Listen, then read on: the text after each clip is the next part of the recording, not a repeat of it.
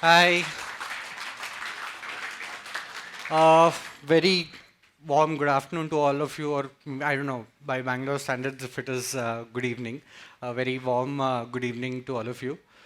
So, yeah, today the topic that I'm going to present is essentially infrastructure. I know in this city, especially Bangalore, anything to do with core engineering seems like a very far off, distant dream. But this is something that I've been very passionate about all my life, and I just wanted, of course, there are a lot of young minds here. So today, my entire endeavor here is also to kind of showcase what we as a country are going through, what are the changes, the technological challenges that we face, and how we are going to come across this entire spectrum of things and the reality, the future, the vision that we see in 2040.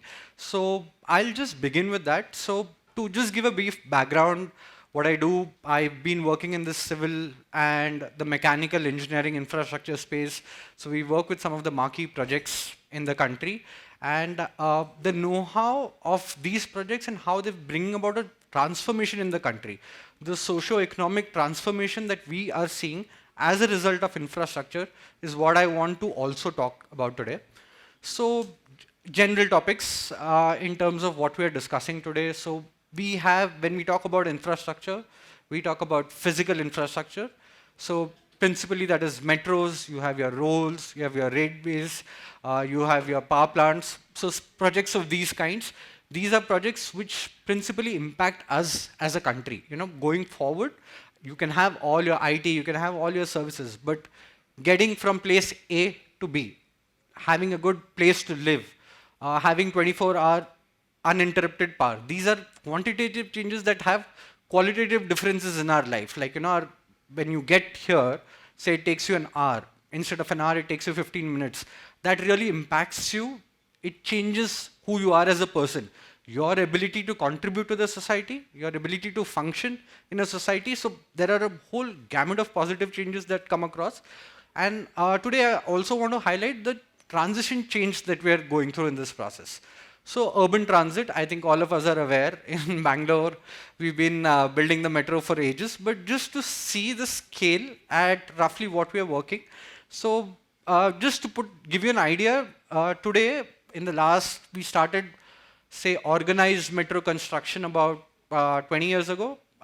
We built about 600 odd kilometers, roughly, give and take 50 plus minus, it keeps changing every day.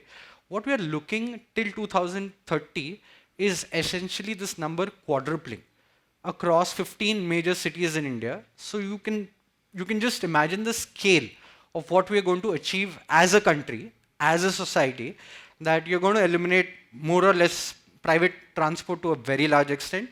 You're going to have intermile connectivity. So it's not just about the metros, it is the ecosystem that comes. So you're going to live in cities that are a lot more livable in terms of what the government, the agencies involved are planning. And the second thing that I also wanted to talk about is the rapid change.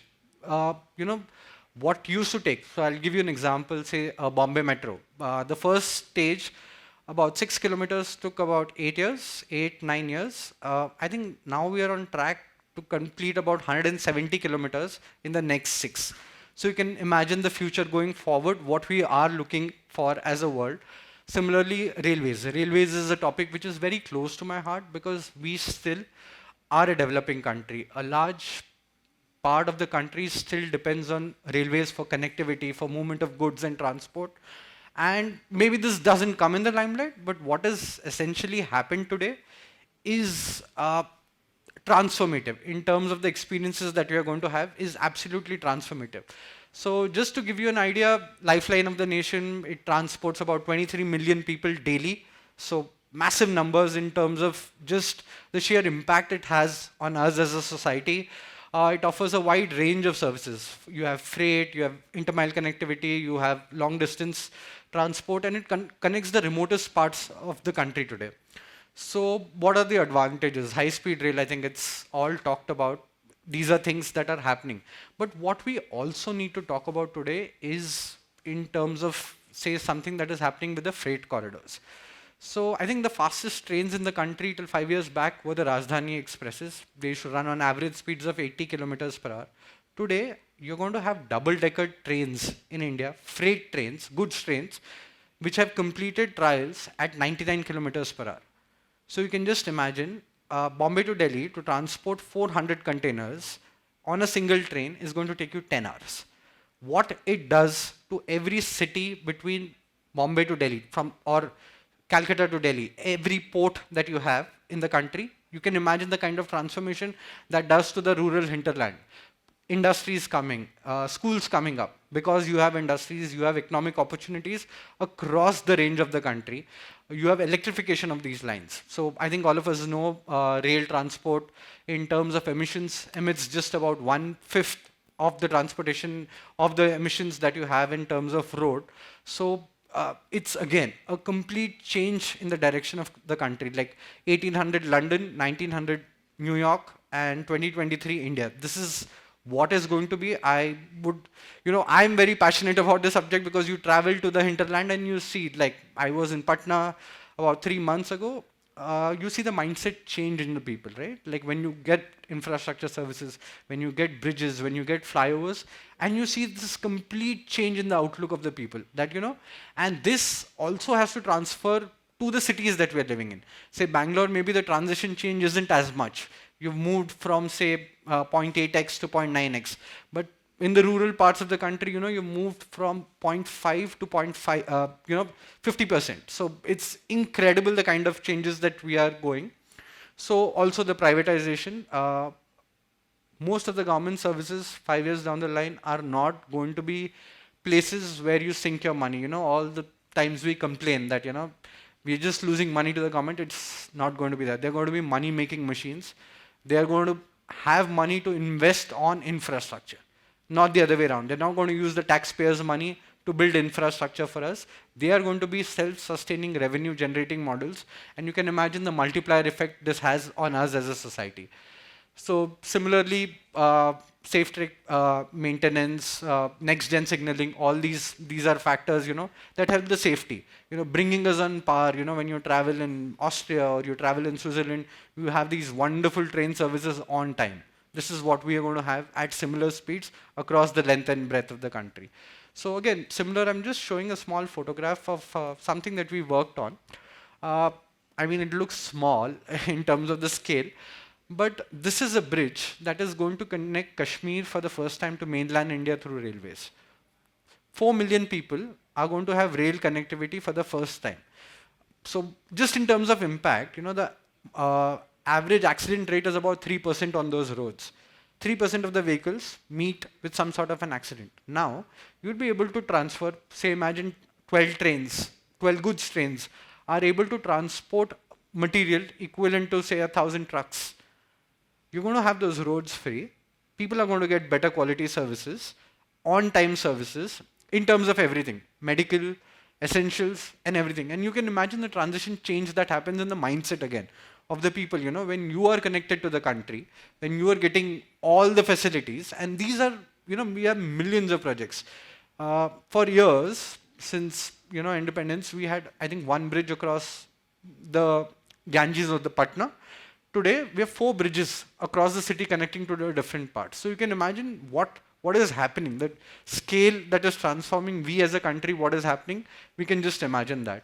So growth, again, I think this is all, I think we are engineers and this is the future of the country, what we are looking at. So we have the projections in scale in terms of how we are going to grow. And this just has the multiplier effect. So they say a vicious cycle is a negative cycle that countries go down. We are in arguably the greatest, positive cycle that maybe with the exception of China, history is going to witness in terms of what we are, who we are as a country. So again, expressways, just talking. So I remember when I was a kid, my father took me in an old Maruti car from Pune to Bombay. It took us 9 hours. The other day with my friends, I went there, it took us 70 minutes. So transition change again, and this is going to happen across the country. We have about 800 kilometers of controlled access expressways today. In 3 years, it's going to go to 4,000. In 8 years, it is going to 10,000. So again, the scale of operation that we have is just incredible. So the country's taken on, individual state governments have taken on. It's just something that you'll see a new India is what all I can say. When you get out of the cities, you move on to the country, we see a new country that's opening up.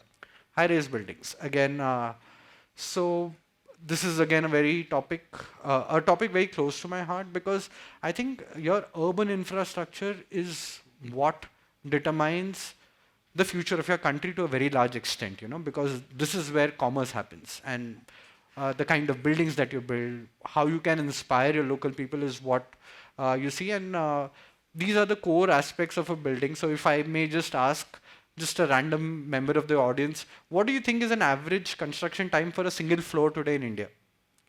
Anybody would like to take a guess? One floor, how long does it take to build one floor? I mean, we've all built houses or been part of construction projects. So, any guesses? 3? 3 months, sir. Sir said 3 months. Anybody else? 1 month. Okay. So, we're doing a project right now in Hyderabad. We're building a floor in 6 days. One floor in 6 days. So, you can imagine again what the change, and sir is very right, this was 3 months, and 3 months was optimistic. If you could do in 3 months, I mean, you'll go and give a reward to the builder, but today we're doing a floor in 6 days. And there's a record where, we almost did 5 floors in 1 month. In 1 month, we finished 5 floors of the superstructure, and this is how we're building 80-story buildings, 70-story buildings, and, the entire skyline of our cities is going to change. So, again, the safety aspect. People think, India is a very traditional sort of a place where this is not happening. Today we have cutting edge technologies, and the beauty is contractors, embracing these technologies. They care. Today we are a country, as an industry, we care. You have these advanced protection screen systems, which are 4-level systems, which completely protect a worker. You have laser tip tools which measure the accuracy of the height of a building. So you can have a 250-meter tower with 0.01 or 0.1 mm accuracy.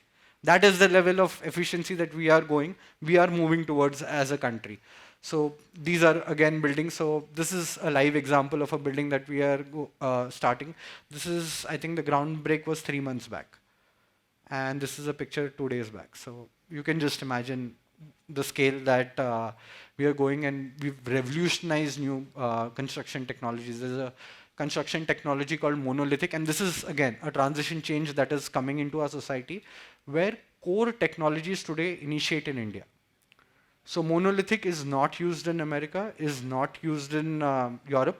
It was used in Malaysia, and the highest proficiency it has in India. Like the largest market share of this technology is in India, the fastest method of construction today. So again, just to conclude, I think we as a country, we are poised at this, amazing edge that, what we do in the next 20 years transforms us. And this is once in a lifetime opportunity, just in terms of not just IT, I mean, the core infrastructure, what we see today and what our kids are going to see tomorrow is a completely different country. And, I just want to encourage, or maybe in my little way, inspire all of you to be a part of this amazing journey. And we see our country going someplace in the future, not just in terms of the country aspect, but also from a technological standpoint. I think for the first time in a long time, we are going to be at the cutting edge of technology. And, I would just inspire all of you to be a part of it. So thank you so much for your time.